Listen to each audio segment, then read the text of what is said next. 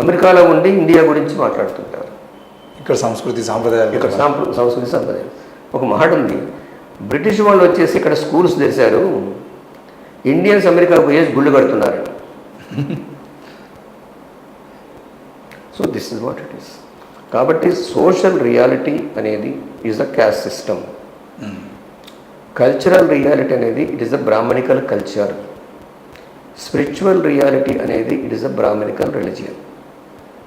ఈ మూటిని టార్గెట్ పెట్టకుండా ఈ దేశంలో ప్రజాస్వామ్యాన్ని ఎస్టాబ్లిష్ చేయడం సాధ్యం కాదు. ఈ మూటిని అడ్రస్ చేయాలి.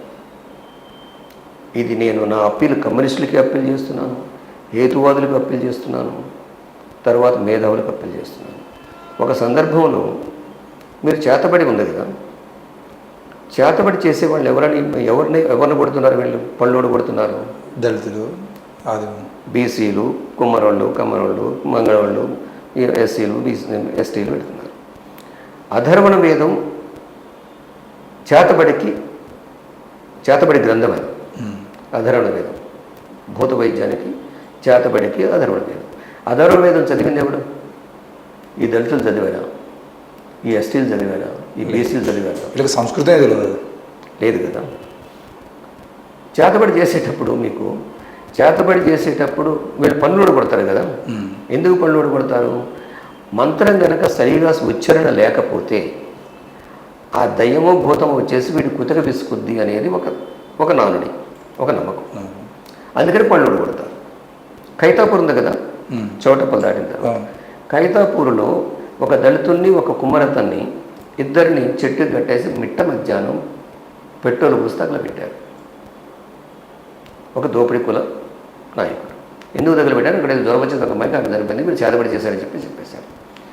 నేనేం చెప్తున్నానంటే, చేతబడి అనేది ఈ మంత్రాలు ఇవన్నీ కూడా ఈ దళితులకు వీళ్ళకి రావు. వీళ్ళకి అసలు స్పష్టతే ఉండదు భాషలో. కాబట్టి అధర్వణ వేదం చదువుకున్నటువంటి ఒక్క బ్రాహ్మణుడైనా ఈ దేశంలో చేతబడి చేశారని పళ్ళోడు కొట్టారా? చరిత్ర ఉందా ఈ దేశంలో? లేదు కదా. అందుకని నేను హేతువాదులు చెప్పాను, మీరు వెళ్ళేసి ఒక మీటింగ్లో ప్రజల మూఢనమ్మకాలే చేతబడికి దారితీస్తున్నాయి, చేతబడి నమ్ముతున్నారు. చేతబడి లేదు కానీ ప్రజల మూఢనమ్మకాలతో ఉన్నారు. నేనేం చెప్పానంటే, అధికారానికి ఆస్తికి చేతబడికి సంబంధం ఉంది అని చెప్పాను.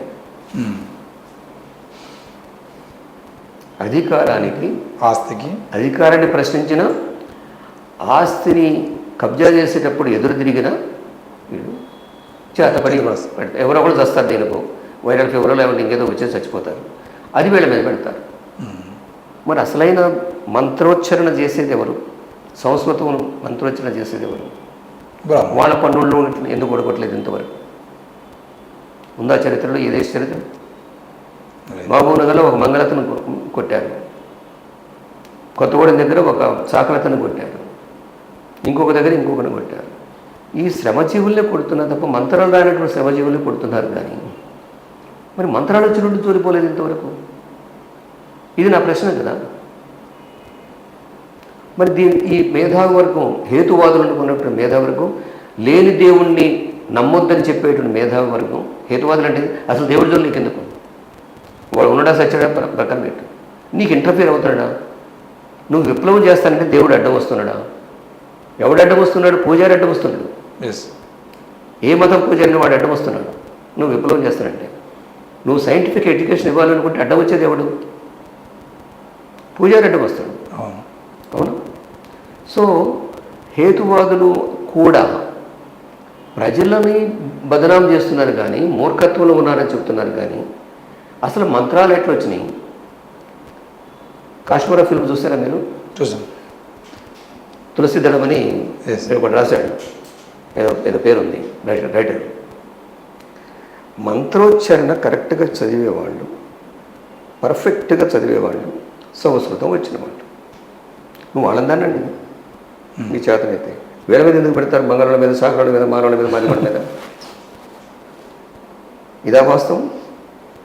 కాబట్టి ఈ దేశంలో ఉన్నటువంటి హేతువాదం నిజమైన హేతువాదులు ఈ దేశంలో లేరు. కొంతమంది ఉండొచ్చు, కల్బుర్గి లాంటి వాళ్ళు, లేకపోతే గౌరీ లంకేష్ లాంటి వాళ్ళు, తర్వాత దబోల్కర్ లాంటి వాళ్ళు కొంతమంది ఉండొచ్చు. మెజారిటీ హేతువాదులు డబుల్ స్టాండర్డ్ ఉన్నవాళ్ళు. ఈ దేశంలో బ్రాహ్మణ హేతువాదులు ఉన్నారు, బ్రాహ్మణిస్ట్ హేతువాదులు. నేను బ్రాహ్మణ హేతువాదులను కూడా కాదు, బ్రాహ్మణిస్ట్ హేతువాదులు, బ్రాహ్మణ మతం ప్రభావం ఉన్నటువంటి, అదేవిధంగా కమ్యూనిస్టులు కూడా అంతే ఉన్నారు.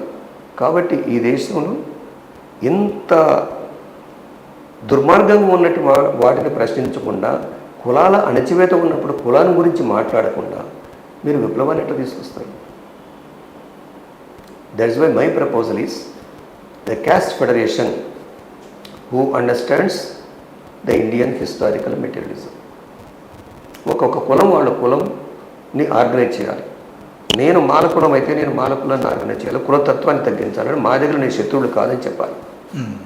అసలు మిగతా వాళ్ళు చాకర మంగళ కుమారి వీళ్ళు ఎవరు నీ శత్రువులు కాదు.